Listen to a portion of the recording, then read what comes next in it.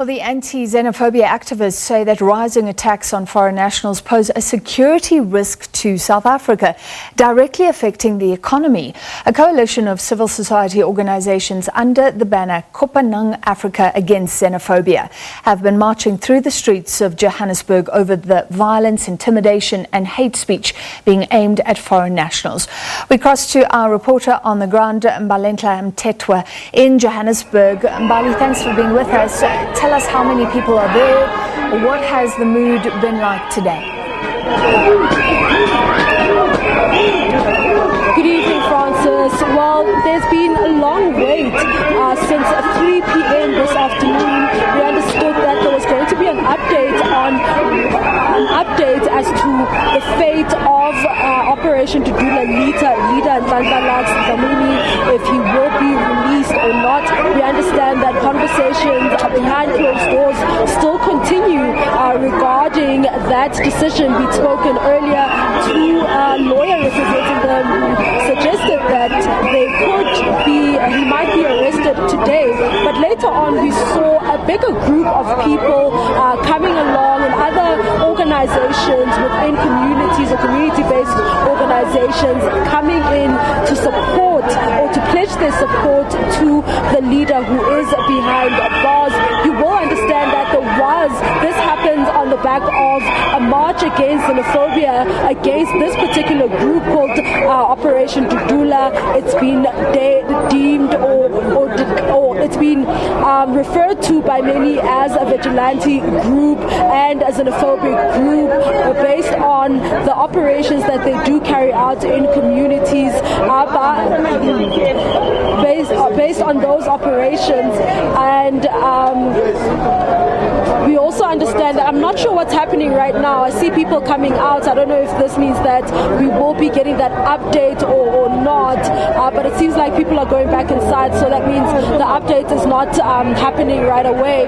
But this protest has been going on since yesterday. You understand that people had been calling for the release of the leader, but earlier on there were concerns or fears that there would be clashes between the two groups, the one marching against xenophobia and the other calling for the release of their leader.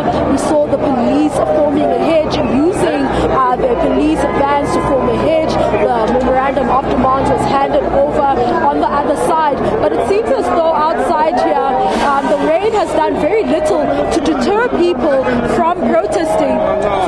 I'm just going to step out of, I'm going to get out of the shot. I'm going to get out of the shot just to show you the pictures outside of what is happening with people protesting and continuing with the chanting. There was a bit of rain, but it seems as though it hasn't deterred people. I will give you the latest as things unfold. It's back to you in studio for now. Are you able to clarify for us, are we seeing anti-xenophobia marches or people from Operation Dudula who are opposed? And did we see any actual clashes today? Because there was concern that these two groups could meet, like you said. No, there were no clashes. The police successfully prevented the clashes. So where we are right now is the main entrance, but the group marching against xenophobia were handed over the memorandum of demand at another entrance. So this was in an effort to prevent the two groups from meeting and to prevent any clashes from taking place.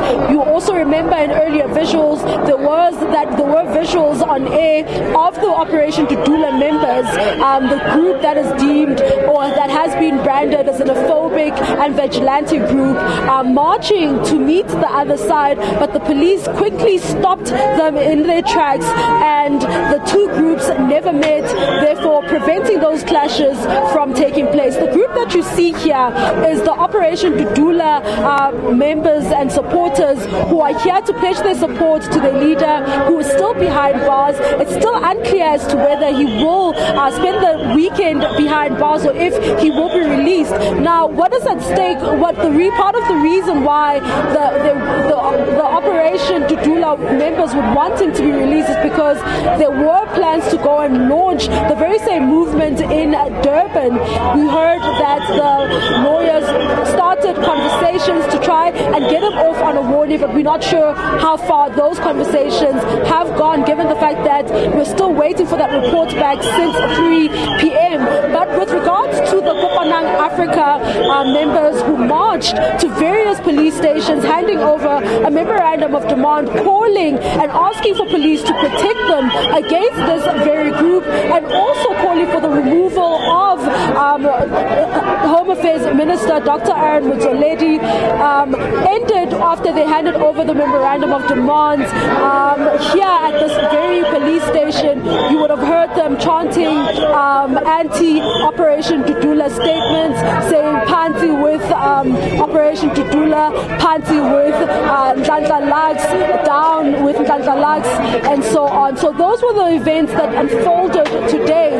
Generally, people calling for protection and calling for the removal of the minister. You understand that they put the blame on the ANC government, saying that the reason you see such operations and such movements growing is a result of a failing economy, and which then makes it hard for people to compete for resources such as jobs, as well as the education and healthcare system, saying that should the government not intervene and somewhat increase the budget to the various departments, including education and healthcare, this could lead to what they are calling a health discrimination, where migrants are being blamed for the collapse of the healthcare system. It's back to you in studio.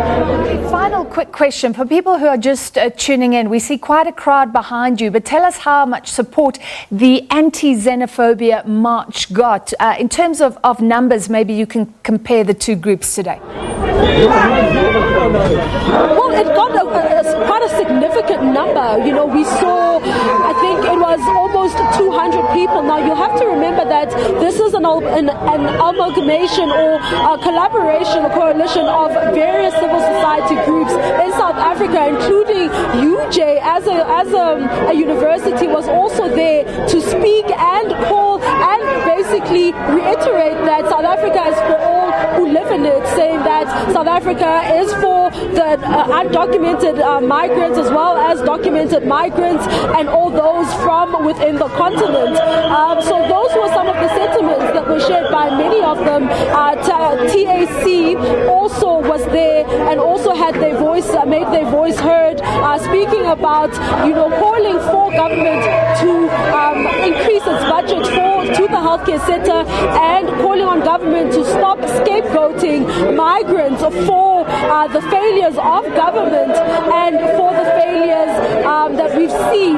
They're also accusing government of putting in some form of austerity measures since the pandemic began. But you will remember that Finance Minister Tito Mboweni, in his last budget speech, refuted allegations that the budget speech was an austerity budget speech. Thank you very much, Mbalenhle Mthethwa in Johannesburg, and we'll bring you some analysis and speak to the organizers very shortly after this short break.